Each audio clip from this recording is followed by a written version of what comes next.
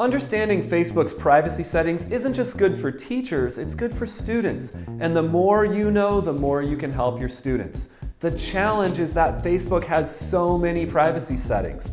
Today, we'll just take a look at some of the basics to help you get started. No matter how you use Facebook, it's important to know your school or district's policies and follow them. Facebook breaks down their privacy section into three main parts: who can see my stuff, who can contact me, and who can look me up. But to understand it better, let's take a closer look at Facebook's privacy page.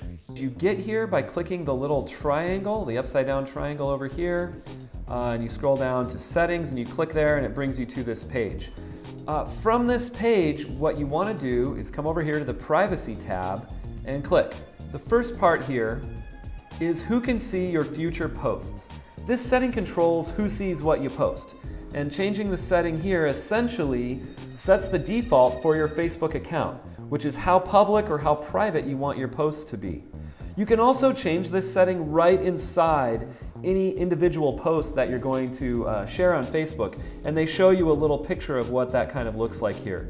You can change it to public, which would open up that post or all of your posts to the entire public, to just friends, which is how I have mine set up, to friends except, and you could designate certain people that you wanted to exclude, or you could post something that only you could see. I'm not sure why you would want to do that, but maybe you could.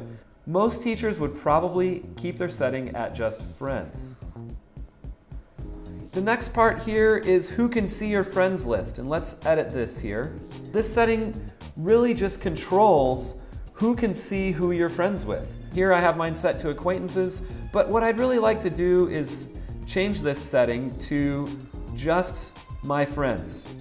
And that way, only my friends can see who I'm friends with. Also for teachers, keep in mind that this setting goes both ways.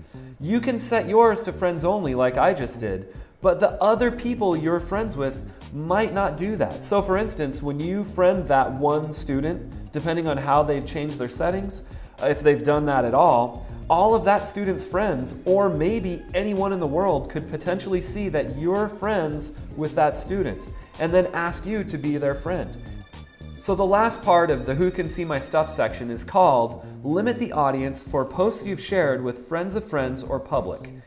If you're a new teacher or perhaps new to the profession, this could be an important one for you to check out. This essentially is a button that changes almost all of your old post visibility to friends only.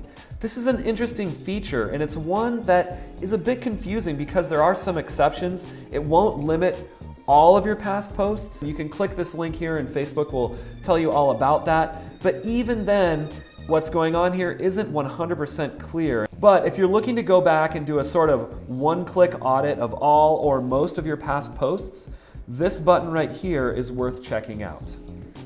So the next section is who can contact me.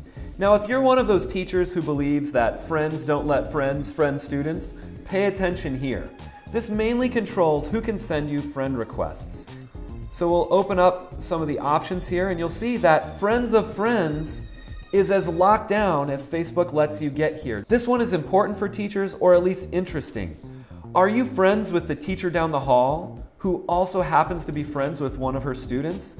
If so, those kids and those students can find you and ask you to be their friend.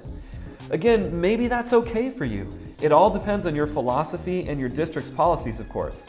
As you'll see, I keep mine locked down with Friends of Friends. That's as locked down as it gets. Lastly, let's talk about this section called Who Can Look Me Up. This relates to who can search and potentially find you on Facebook using different types of information.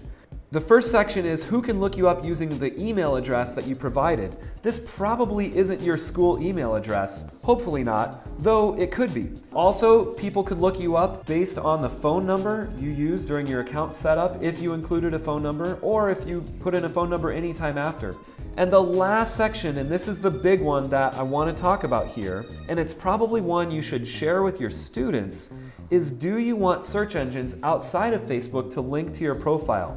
This has huge digital footprint implications. Basically, it's asking, can search engines outside of Facebook link to your profile?